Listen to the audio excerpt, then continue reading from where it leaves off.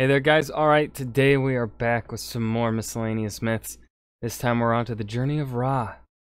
Before we dive in, make sure you go and check out the links in the description box below. I'd love it if you join the Discord. Got nothing else to add here at the beginning, let's just go ahead and dive right into this miscellaneous myth. A funny thing about mythology is that, by necessity, its stories exist exclusively in the past. A modern mythology for a living culture isn't called a mythology, it's called a religion, or a tradition, or a belief system. Yeah! Mythologies are historical. Creation myths, for example, explicitly kick off how the world began, and most hero stories by necessity talk about how a hero lived and died in the past. Past tense myths are convenient for us because the mythos, to us, already exists in the past, so we can just think of their myths as having taken place in some faraway time and place. Some mythologies also have future myths, like Ragnarok, that are expected to take place in some nebulous future time frame. And those are fine too, because we can just think of them as happening eventually. But some mythologies confuse matters by having continuing or cyclic myths that don't end in the past, but continue into the present. This makes things a little complicated, because the mythos is past tense, but the myth itself is present or future tense, so when exactly we're supposed to think about it happening gets a little confused. What do you do when a mythology has a concept of eternity that outlives the mythology itself? Aside from adapting it into nifty urban fantasy premises, of course. Now, for an example of a mythology with a concept of practical eternity, ancient Egypt actually had two of them, named Renpet and He, where Renpet was a female goddess of the yearly cycle, and He or Hauhet was an ambiguously gendered representation of infinity itself. Perhaps unsurprisingly, for a culture so strongly dependent on yearly cycles of river flooding, ancient Egypt had a lot of cyclic themes. Yes. But the most well Nailed it. Yeah, she nailed it right there. A lot of you see this so much with early civilizations. You see it in the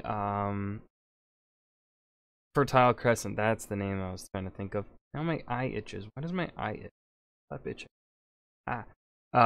Within the Fertile Crescent, their belief system is pretty molded by, I think those two rivers were fairly unpredictable, at least especially when compared to that of the Nile. The Nile was fairly cyclical, very predictable, and so the Egyptian myths and belief system reflected that.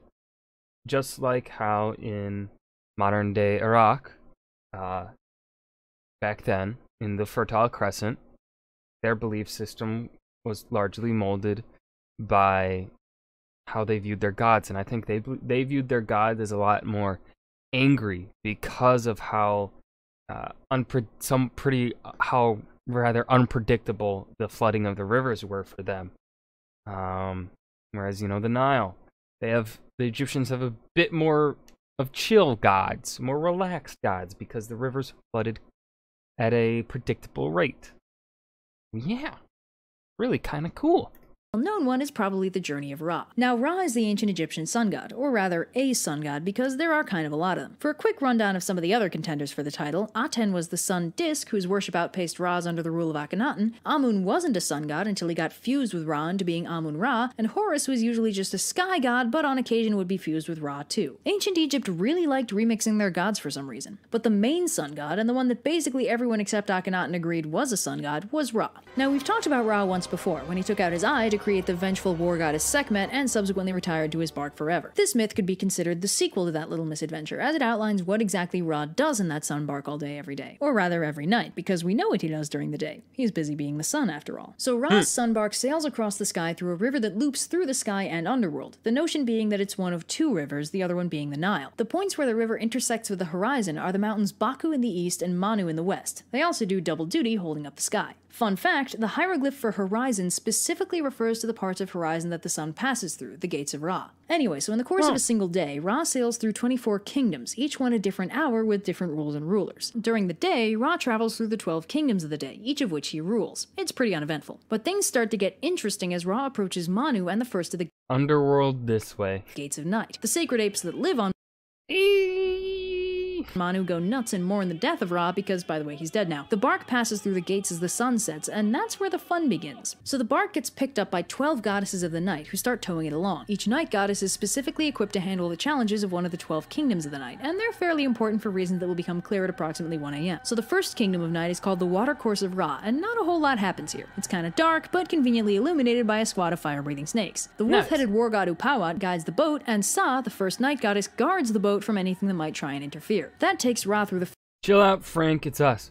Oh, sorry. First hour of night and into the second, where the bark passes through a huge spiky gate guarded by 3 huge poison-breathing snakes. This is where Sa taps out and the second goddess of night taps in, opening the gate and telling the snakes to chill out for a second by invoking their real names. This kingdom of night is called Ur-Nes, or more specifically Uranos, and it's actually kind of a party. This is the part of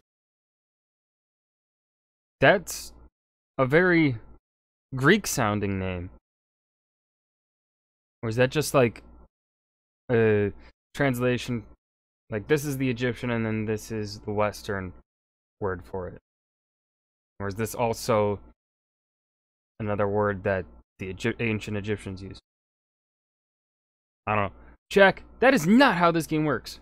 Works for me. Part of the underworld where dead kings live, along with the gods Bes, Nepra, and Tepuin, so things are pretty sweet here. What with all the snakes and spikes and such, it's basically the afterlife equivalent of a fancy suburban gated community. Another gate, Yeah?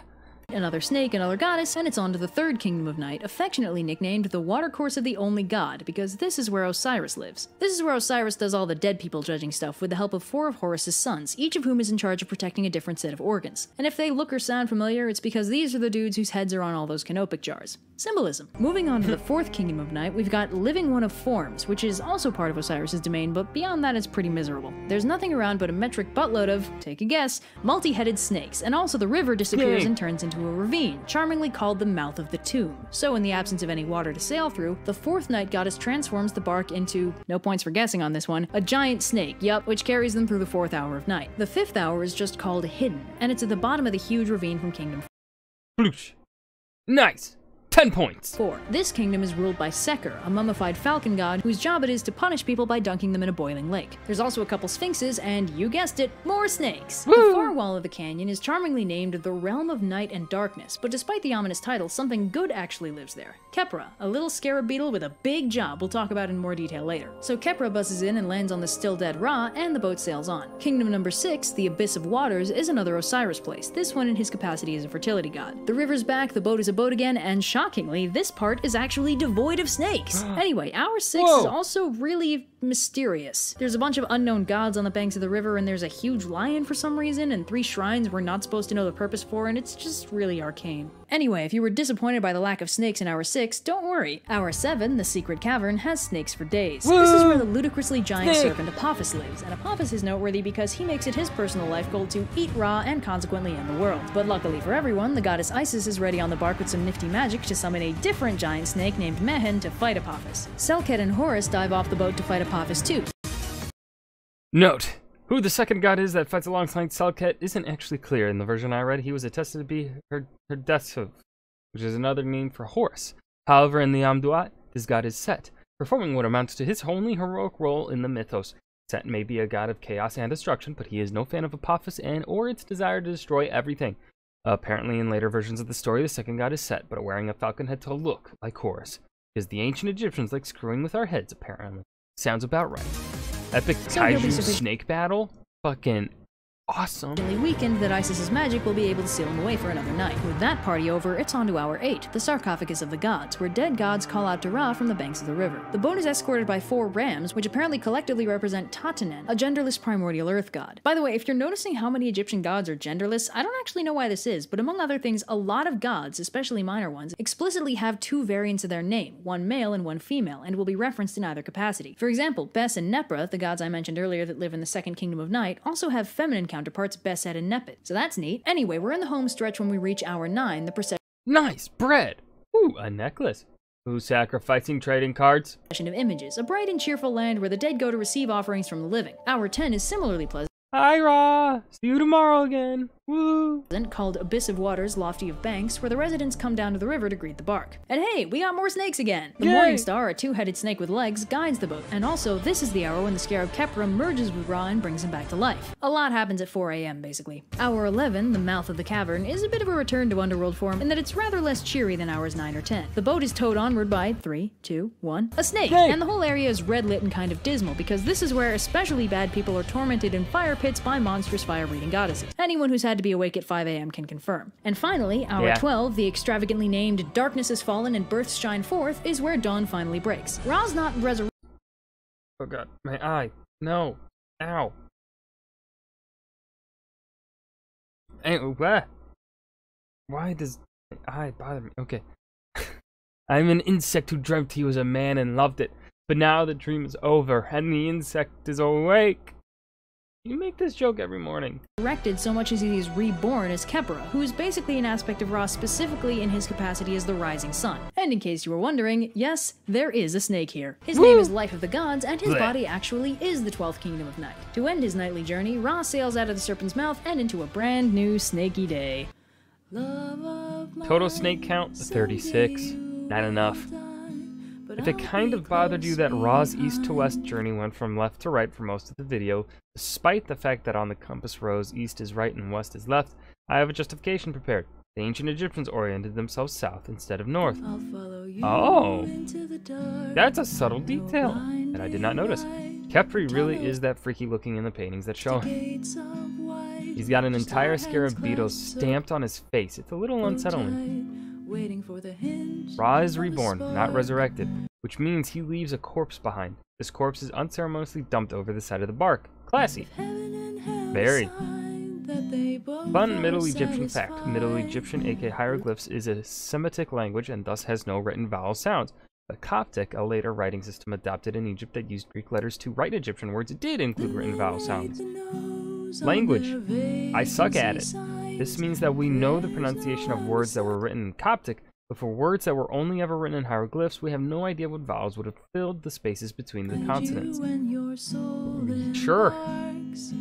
So by convention, we insert an E wherever two consonants cannot be chained together.